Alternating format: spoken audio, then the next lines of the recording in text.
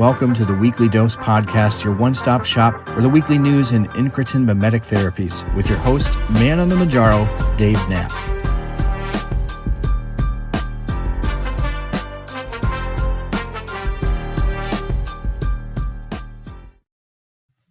Welcome to the Tuesday, April 23rd edition of On the Pen, the Weekly Dose Podcast. I'm Dave Knapp, man on the Manjaro. That's why I'm here. You're on the pen. Wegovy, Saxenda, Victoza, Trulicity, Manjaro, Zepbound, and any other pen that you're no longer to mention on TikTok, apparently. I hope that you're having a great week. I am so excited to bring you the weekly news of incretin mimetic therapies this week. We've got a heavy emphasis on Eli Lilly with the upcoming earnings call this week. We've got some great news about an expansion of manufacturing.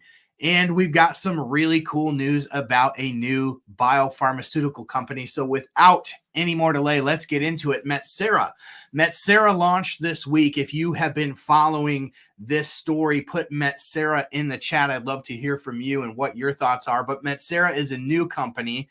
It is a clinical stage biopharmaceutical company that basically exists to accelerate the next generation of obesity medicine and metabolic disease medicine in the space of oral and injectable, both incretin and non-incretin. It was founded by Population Health Partners and Arch Venture Partners with a $290 million financing investment raised from a syndicate of leading healthcare investors. This will be an interesting one to watch because they are seeking not only to develop out incretin-based therapies, but the next generation and leading class medicine. So it's a big goal that they have with Metsera, but they are really going to work hard on developing programs from a proprietary library of over 20,000 gut hormone peptides and peptide antibody conjugates. So this will be a very interesting one to watch. Metsera will be on our radar for the near term and the long term. This is going to be a cool company to watch. You may have seen this week, Eli Lilly announced that they acquired a facility in Wisconsin from a company that basically makes injectable medication, right? It's a small family company called Nexus, and it's located in Pleasant Prairie, Wisconsin, and it is an 84,000 square foot facility, recently passed inspection by the FDA. It doesn't currently provide any contract manufacturing service. So as soon as Eli Lilly takes over, that basically means that they can immediately start manufacturing Eli Lilly drugs exclusively. So then the next question is, will it be Zepbound? Will it be Manjaro? Well, Eli Lilly did say it will be their popular obesity medicines and diabetes medicines, as well as future pipeline medications. Now, this isn't expected to come online for Eli Lilly until sometime in mid to late 2025. But this is a huge acquisition by the company. We talk about different ways that they're, expanding manufacturing. The Concord facility in North Carolina expected to come on a little bit later this year in full force. That will really help the supply. But one of the interesting things to note about the acquisition of this existing FDA-approved facility is, guess what they're built to manufacture? Vials. So it'll be interesting to see if this upcoming earnings call on the 30th, one more reason to make sure you hit like, hit subscribe, hit the bell notification, follow me on all the social media platforms. Make sure that you sign up for my email alerts. All this will be linked in the show notes or the description if you're a member watching on YouTube. Make sure you sign up for those email alerts because that call on the 30th will be a very telling call for the Release the Vials campaign, which I think will get good news. I really do think we'll get good news on the vial front. There is no other way in the short term right now from the end of 2024. There is no other way to alleviate the shortages than to either A, turn off new prescriptions, which I don't think they're going to do. You see that they put all of the doses in an FDA shortage except for what? The starter doses. And even those of us who are in the know, we know that those starter doses are even hard to find. I don't see Eli Lilly coming out and doing the Novo Nordisk thing and saying, hey, we're just going to focus on the later doses of these medications. We're going to halt new prescriptions. They're not going to do that. They can't do that.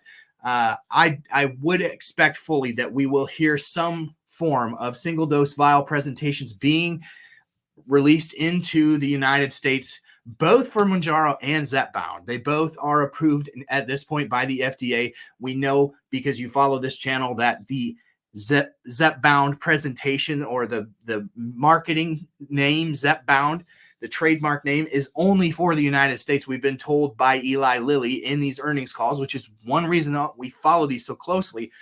We've learned that they are only going to release Mounjaro overseas. Even if it's a weight loss indication, it will still be under the brand name Mounjaro. So the single dose vials being approved for Zepbound would be specific to the United States market. That's an important thing to understand in this process.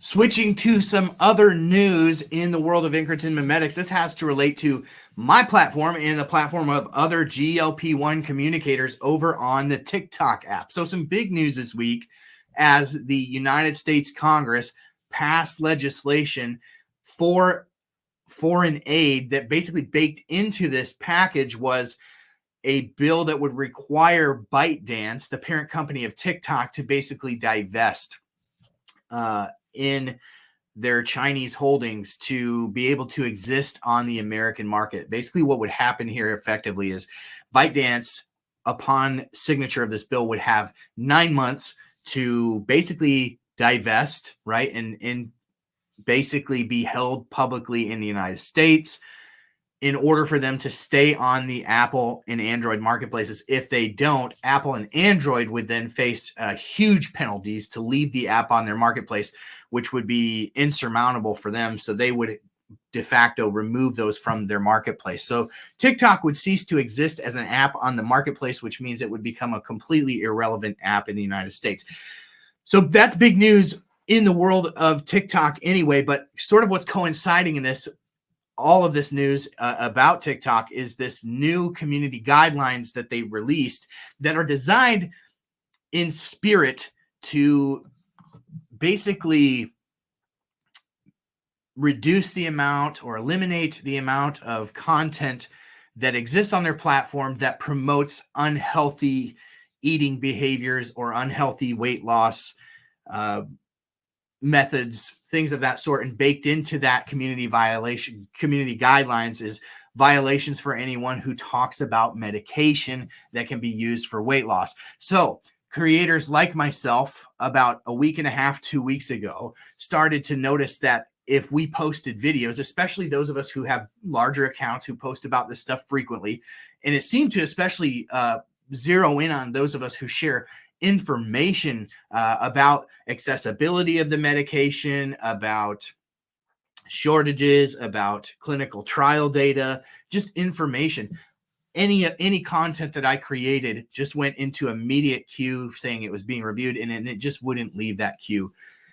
So I made the calculation that if TikTok is going to discriminate against those of us with diabetes and obesity sharing about the medication that we are on, because it seems to be really zeroing in on content creators with obesity or living with diabetes who are sharing about these medications, then I could no longer make content on that platform with a clear conscience until we see some real change. And in order to see real change in this, and in order to get TikTok to stop painting with such a broad brush here and you know, basically having creators who are just trying to put out good information be collateral damage of what's ultimately designed to protect people, until they can address that, I can't make content over there. I'll make content elsewhere where that stuff is not going on. In order for any sort of pressure to be applied, though, we have to have media attention. And so thank you once again to Madison Moeller over at Bloomberg, who is willing to take the lead on this story, to tell the story of myself and other creators that have been targeted, that have had content removed, that have basically had our accounts over there held over our head unless we completely stop talking about these topics, which we won't, which highlights the importance of the community here. If you are a listener to this podcast, either casually or religiously, I really need you to click on the show notes and go sign up for email alerts. That's the only safe place that I can think of to funnel people to for now. Because as you know, no platform is safe once they certain type of content to be against their community terms, they could just basically paint with as broad a brush as they want, and there's no recourse for a creator who has invested years at this point of their life to build a community. And that's what this is it's a community. So if we want to stay in touch, it's imperative that you, yes, follow me on all the social media platforms, but definitely sign up for those email alerts. That's going to be the best way that you can stay in touch with my content.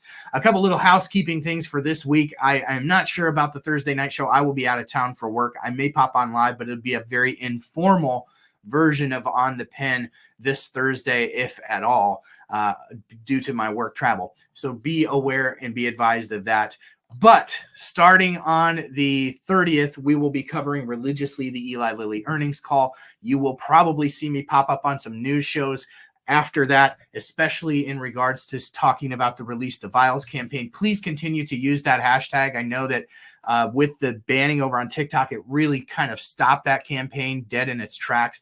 But if you would, on the platforms that you use, especially when you're talking about the shortage, the hashtag basically is a way to get all of our stories under one searchable term, right? Release the Vials. And your stories need to be told. We've told stories of people driving 9 hours to get their medications, calling 300 pharmacies to find their medication, going up a dose, down a dose, skipping a dose, stretching out their dose. All these stories need to be told because these are the stories that resonate with the world who isn't as, deep into these topics as we are. And these stories are starting to be told by the media. And so the more these stories can be told, the more our odds of seeing companies like Eli Lilly and Novo Nordisk make, extreme measures to make sure that we are getting the medication that we need. Thank you for tuning in to this week's edition of On the Pen, the Weekly Dose. Please consider giving the podcast a 5-star rating and review wherever you get podcasts. We had several people leave some really sweet reviews this week. And so thank you for the kind words, everybody. Thank you for being the best part of what I do here at On the Pen, the Weekly Dose podcast, and of course over on YouTube, where if you'd like to become a member, you can by clicking the link in the description. $2.99 a month gets you access to videos that are only for members, custom emojis, but more than anything, it supports the work that I do, the efforts that I put into this work, which are great, right? It comes at a huge personal expense of time for me and for my family. So anyone who chooses to give back in that way, you can get on the Pen on Venmo or at Man on the Manjaro on Cash App too. Any gift that you give is super appreciated to help support the work that I do. Until next week, thank you for being here. Thank you for being the best part of what I do, and we will see you next week on the Pen.